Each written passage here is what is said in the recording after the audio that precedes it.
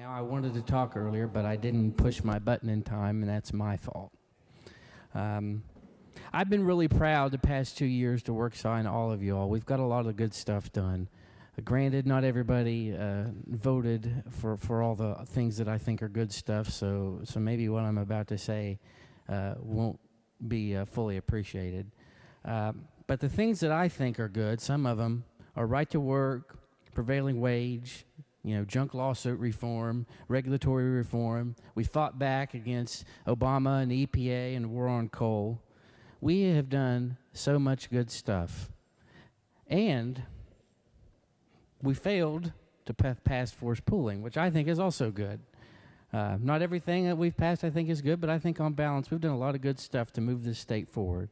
And the rationale that I think the majority of us that supported these things use is the primary reason is because they're going to benefit our economy.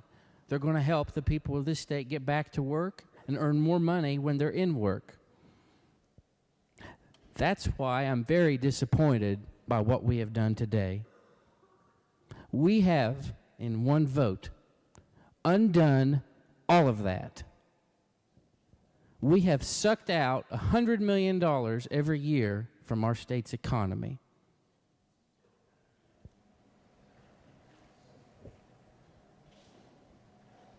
It makes me sad. It really does.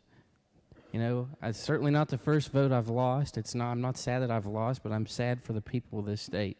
And I want to offer my sincere apologies to them for what we've done. The people of this state and the people of this country, they're mad for a lot of reasons. They're fed up. I think that's a big reason why Donald Trump is popular.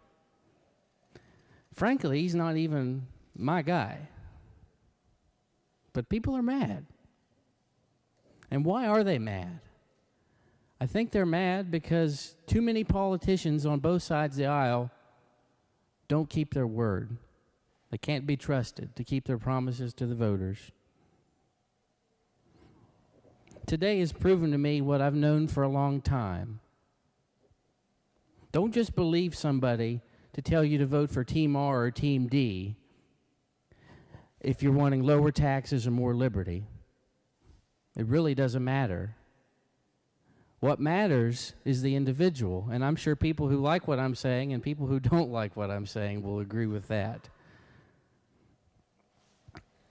Another thing is bipartisanship. We've heard the bipartisanship praised today. Well, better late than never, I guess. Wasn't that long ago that people got kicked out of their own party's caucus because they practiced bipartisanship.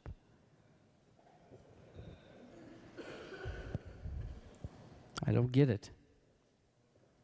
Now, I'm not offended that there was bipartisanship today. I have no problem with people working together.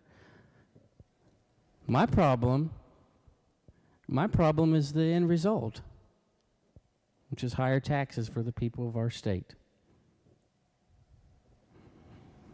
The people on my side, we've also been criticized. We didn't offer enough cuts in the budget, that we were just totally opposed to the tax increases, and we weren't going to offer any solutions. Well, some of us have, both directly, and frankly, some of us have both indirectly, because there's one thing I've learned in my 4+ years in politics is sometimes with some folks, you got to get the right person to offer the idea, because if the wrong person offers it, it won't go anywhere.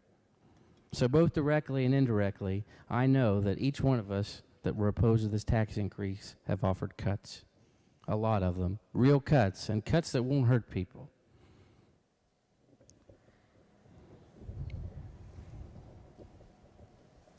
If this is the last words I say on this floor, then I'm happy with that. I don't expect, probably so will a lot of you, I'm not under any illusions that the big dollars,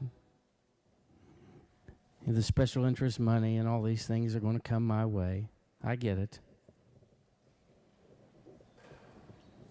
It reminds me of Scripture. What good does a man to gain the world if he sells his own soul in the process? That's how I look at it. And yet I know that nobody in recorded history in this country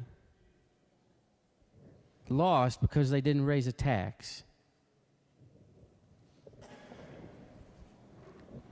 If I lose, maybe it'll be because of some of the other dumb stuff I've done or said.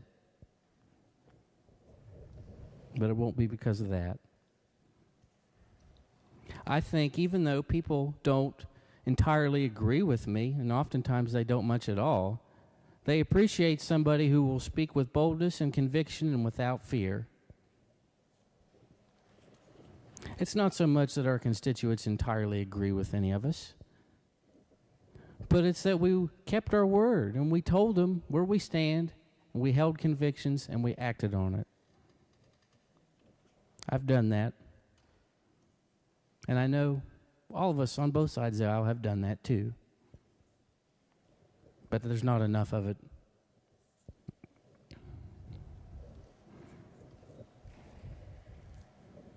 Let it not be said that no one cared, that no one objected, once it's realized that our liberties and our wealth are in jeopardy.